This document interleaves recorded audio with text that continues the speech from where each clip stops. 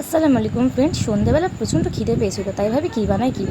তারপর আমি আগে থেকে ভেজে রেখেছিলাম চাল ও সুজি। তারপর একটা মিক্সির ব্লেন্ডারে চাল ও সুজিটাকে দিয়ে দিয়েছি। তারপরে ভালো করে এটা ব্লেন্ড করে নেবো। দেখতে পাচ্ছি আমাদের ব্লেন্ড করা হয়ে গিয়েছে। মিশ্রণটাই ঠিক এরকম হবে। একটি পাত্রে মিশ্রণটিকে আমি ঢেলে নেব। তারপরে টমেটো, কাঁচা লঙ্কা, পেঁয়াজ দিয়ে, অল্প নুন দিয়ে, জিরে মরিচ দিয়ে, অল্প সামান্য একটু পরিমাণে সাদা রিফাইন তেল দেব। দিয়ে ব্যাটারটি খুব ভালো করে আমরা মেখে নেব। খুব ভালো করে মাখবো, অনেকক্ষণ টাইম নিয়ে আমরা মাখবো জিনিসটাকে, যাতে ভেতরে ভালো ফোলে। আমাদের ব্যাটারটি রেডি হয়ে গেছে।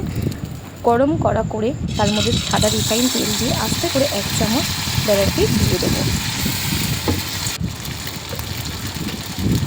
দেখতে পাচ্ছ আমাদের জিনিসটি কত সুন্দর ফুলেছে। দিয়ে আস্তে লো ফ্লেমে দিয়ে আটা ভালো করে কুক করুন, যাতে ভেতর পর্যন্ত কুক হয়। দেখতে পাচ্ছ আমাদের এটা হয়ে গিয়েছে রেডি। দেখো কত সুন্দর ফুলেছে। সেটা 1 চামচ দিয়ে এটাকে আস্তে আস্তে সেম একইভাবে আমরা সব কটাকে ভেজে নেব। দেখতে পাচ্ছ বন্ধুরা, আমাদের প্রত্যেকটা ভাজা হয়ে গিয়েছে। সাথে নিয়েছি মিয়োনিজ, কাঁচা লঙ্কা, টমেটো সস। বাড়িতে তোমরা প্লিজ ট্রাই করে দেখো, ভীষণ মজা হয়েছে খেতে। প্লিজ আমার চ্যানেলটিকে সাবস্ক্রাইব আর ফলো করে রাখবে। টাটা।